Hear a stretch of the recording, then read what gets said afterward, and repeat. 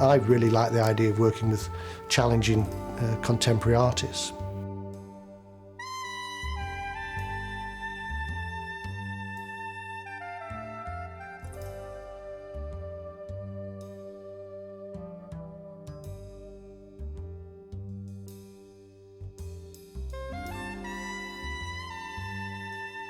I first came across Albert Irvin's work in the flesh, so to speak, about 4 or 5 years ago. Immediately I could kind of make a connection between the idea of journeys and voyages, particularly sort of metaphorically thinking about art is a journey. It was something that young people particularly could engage with. Advanced Skills art teacher Rod Hepworth has introduced Year 8 pupils at St Christopher's School, Accrington, to contemporary artist Albert Irvin.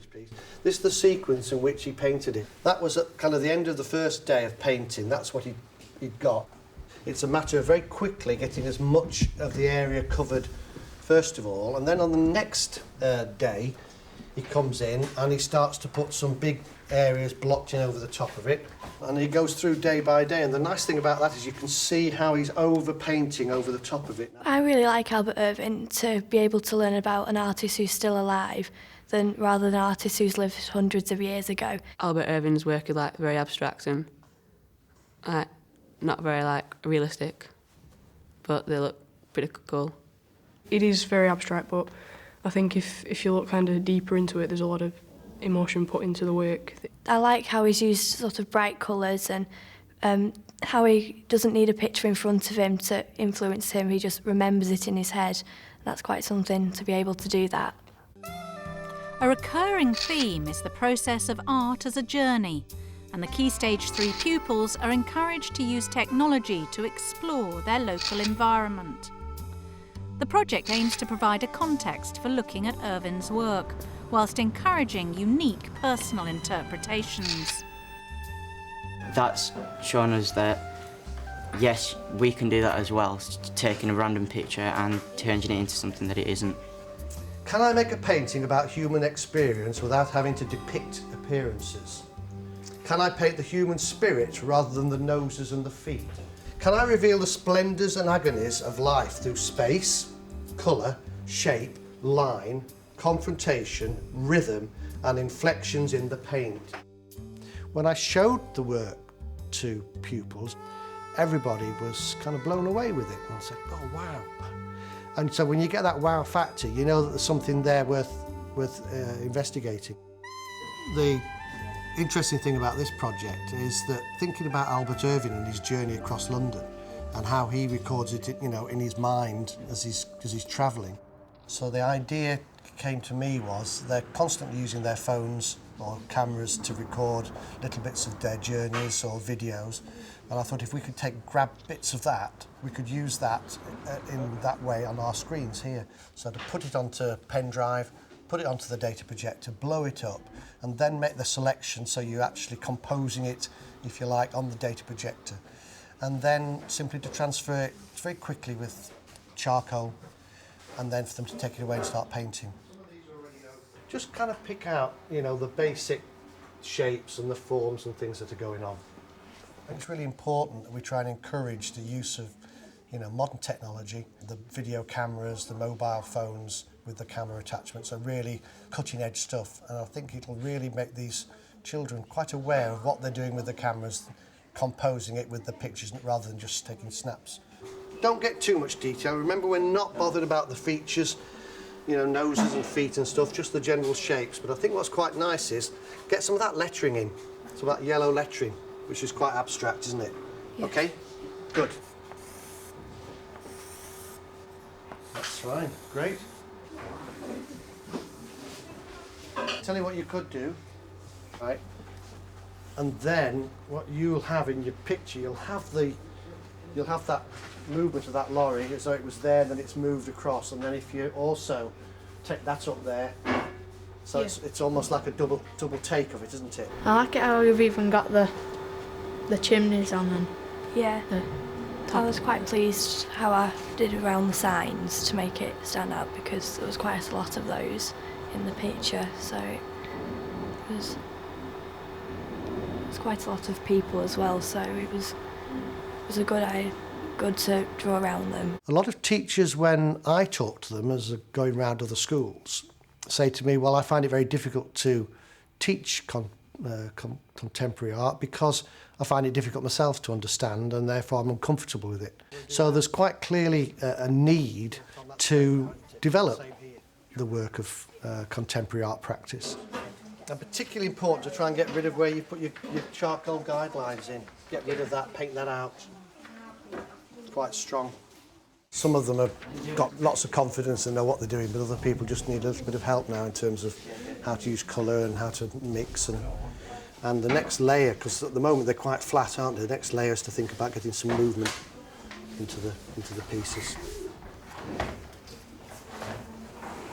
Especially if you keep standing back from it and see that quality of vertical colours, almost like stripes going through it. And then you've got these smaller figures, which you can use a smaller brush later on. Yeah, that's what I was thinking. Yeah, some of the big area. Yeah, good. Okay. I want something that's like sort of contrasting to these. So Right, so it's something that's going to work against this yeah, green. so it stands out a bit. Right. But I'm thinking of a colour. Right. Well, you could get that blue with some white in it and just make it. Yeah, like a whitish. Yeah, and it would still work quite nicely with that. I don't want to kind of install my ideas into what they're doing so that everyone's doing the same version of it. But at the same time, they have had exposure to Bert Irving's stuff, so they've seen the way that he works, big, bold areas, the materials they're using, rollers, big paintbrushes, palette knives. In a way, that kind of determines what the outcome's going to be, because they're not going to paint very small, detailed faces and so on.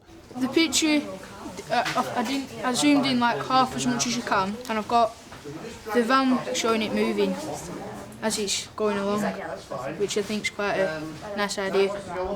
And I'm just going to try and use a dark colour, then a light colour to make them stand out. Okay. Pupils often at this age get really hung up on things like I can't draw or I can't paint a face, and by getting rid of that problem we've kind of let them become quite creative.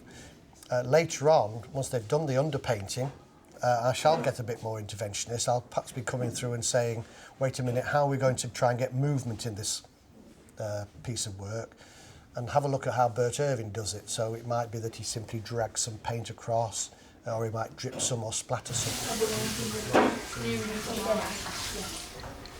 This is amazing. Just scan it across to that side. Everybody can be creative in some way or other, particularly with the situation we're within computers and ICT. Everybody has the opportunity to do kind of creative things that they never envisaged before. But it also has an effect on so many aspects of life. Children are quite creative in the way that they dress, or the way that they want to decorate their rooms, or what they do on their bags, or a whole heap of things. And most subjects taught in school are fairly narrow, fairly prescriptive. You know, you start here and you go down there. Art is very much kind of lateral thinking. And wherever you start out at, it could take you in all sorts of areas. Over here, when you started, it's a little bit stiff, a little bit flat, isn't it?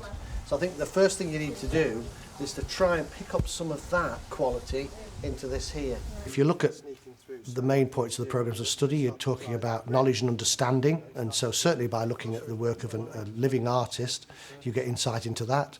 And then the practice and skills, which is the making and the doing. If you simply took some yellow paint and you took some red paint, which do you think you would add to which? Which colour, if you were mixing an orange, would you want to mix? Tom? Would you add the lighter colour? No. Would you add the red to the yellow? You add the red to the yellow, yeah. If you add the yellow to the red, you might find you're going to have to take half a pot of it in order to get the lightest sort of orange you want. Whereas if you take a small amount of the red and introduce it to the yellow, you'll find quickly that you're getting an orange. In a project like this, I think it's really important that you leave it quite open. If I'd have said to them, I want the outcome to be a particular thing, they would have then been quite bound to follow that route. Whereas if you'd have said to them, the outcome is going to be a piece of work which does this, they would then have been questioning and saying, am I doing it right? Will it be what you want? If you're not careful, you get everybody turning out the same sort of artwork. I didn't really think it'd look anything like this, but it's given me a lot of ideas as to how to like finish it off and to create the image of movement. And actually doing a painting of any sort, any piece of artwork, is a journey. And it starts, like all journeys, right at the beginning, where you're a little bit unsure of where you're going to go to. But as you start to make your way through the journey, you start to see the progress you're making, and you kind of see where it's taking you. And I think with the idea of the journey that Irving talks about is because physically he takes a journey. And what we're doing here is we're kind of reproducing our own little journeys through a space in time, a townscape, a local street with people moving around it. Some people have started to scratch into it to allow a break up in the surface. Other people are putting it on with a palette knife quite thickly. Some people have just gone quite deliberately and scrubbed it with a paper towel and then gone over it again and are building it up. People's lives are different and all that. Some are vibrant, some are kind of dull. And just people in general as well. It's the contextual bit which a lot of, I think, teachers find difficult, because they've got to see the context in which a certain artist can be related to a practical project in a classroom. That's something that is quite meaningful, because students are aware of their journey through a painting process. I just wanted to go through it very quickly and sum up what I think we've achieved from it. The first thing I think, which is really important, is that it's extremely sophisticated. I mean, you really have done very well to get this level of achievement. You know, right in the middle of year 8, it looks as though it's a GCSE group. The second thing is the size of the work that we were able to do was also very useful, because, you know, obviously if you're working on a bit of A3 paper, you can't do anything like the material that you've done here on the large board, so that's a big help. Clearly the material we've been painting with as well, is acrylic, which also helps. You know, look at the colour, really vibrant. So as we look across here, what strikes me more than anything else is that we've got such a huge variation. You know, we've got this almost realistic work here where you can see the figures sort of striding towards you. And we've got this here which is quite abstract. We've got another one over there which is a very abstract piece. We've got some really lovely finished work, well painted, well thought out, and the beauty of it is that it's all originated from your mobile phone technology.